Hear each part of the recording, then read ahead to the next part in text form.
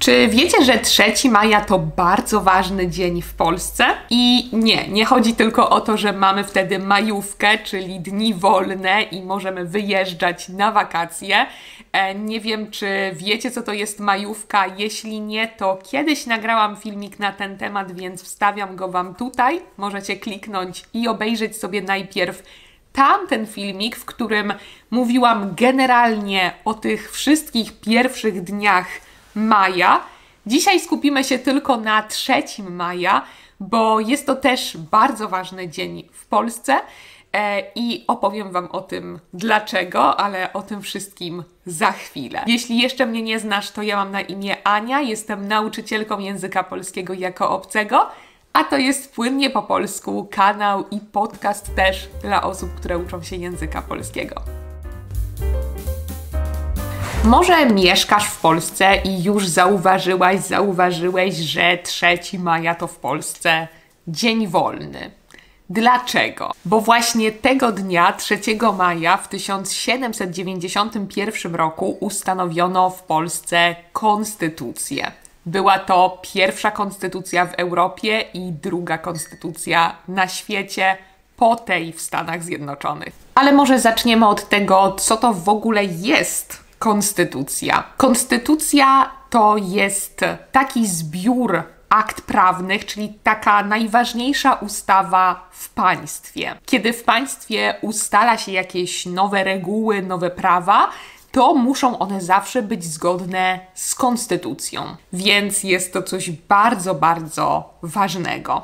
W Polsce ta konstytucja była też ważna nie dlatego, że była to ta najważniejsza ustawa w państwie. Konstytucja w 1791 roku była tak naprawdę próbą zapobiegania upadkowi państwa. Tak, Polsce groził wtedy kompletny upadek i właściwie tak to też się później stało, ale może nie będziemy jeszcze wybiegać naprzód. Nie wiem, czy pamiętacie, co to są rozbiory. W każdym razie w Polsce były 3 takie rozbiory, czyli taki moment, kiedy kraje sąsiadujące z Polską podzieliły sobie tereny Polski i po prostu je zabrały. Pierwszy taki rozbiór miał miejsce w 1772 roku i żeby zapobiec tym kolejnym rozbiorom, żeby zapobiec upadkowi Polski, a było już wtedy raczej wiadomo, że te kraje, które sąsiadowały z Polską, planowały dalej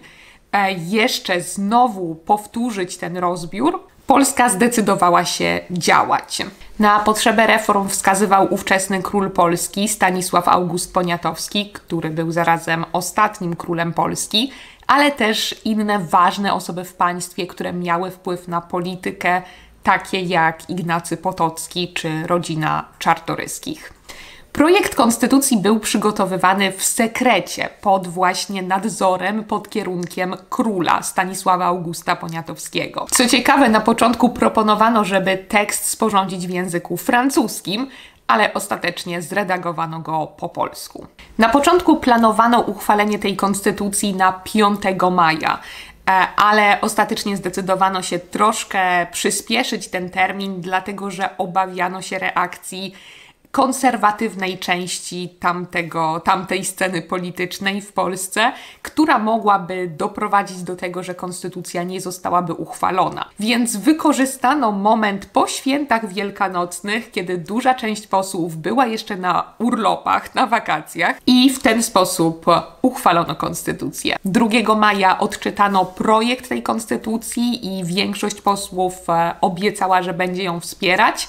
Natomiast 3 maja już została ona uchwalona po odczytaniu też różnych informacji, które sugerowały, że szykuje się następny rozbiór Polski. Ta sesja 3 maja trwała aż 7 godzin, ale ostatecznie udało się uchwalić wtedy konstytucję. Uchwalono ją przez aklamację, czyli nie przez liczenie głosów każdego posła, ale przez aklamację, to znaczy przez jednomyślność, która ewentualnie może być poparta jakimiś oklaskami albo okrzykami, wiwatami itd.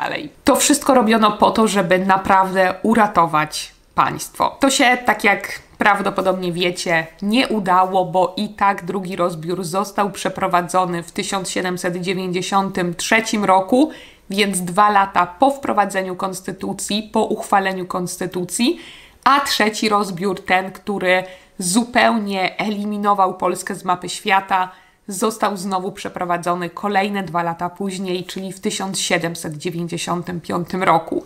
I wtedy właśnie Polska zniknęła z mapy świata i pojawiła się na niej znowu w 1918 roku. Ale konstytucja mimo wszystko była ważnym wydarzeniem, podkreślała naszą polskość i pokazywała, że społeczeństwo nadal trwa, nadal istnieje. Co było w tej konstytucji? Co się tam znalazło? Wprowadzono w konstytucji trójpodział władzy, poza tym eliminowano liberum veto i wprowadzano większość głosów, czyli uchwalanie decyzji przez większość głosów. Nadal oczywiście w kraju miał rządzić król i miał być to tron dziedziczny. W przypadku Stanisława Augusta Poniatowskiego, który nie miał syna, wyznaczono na jego następcę męża jego córki.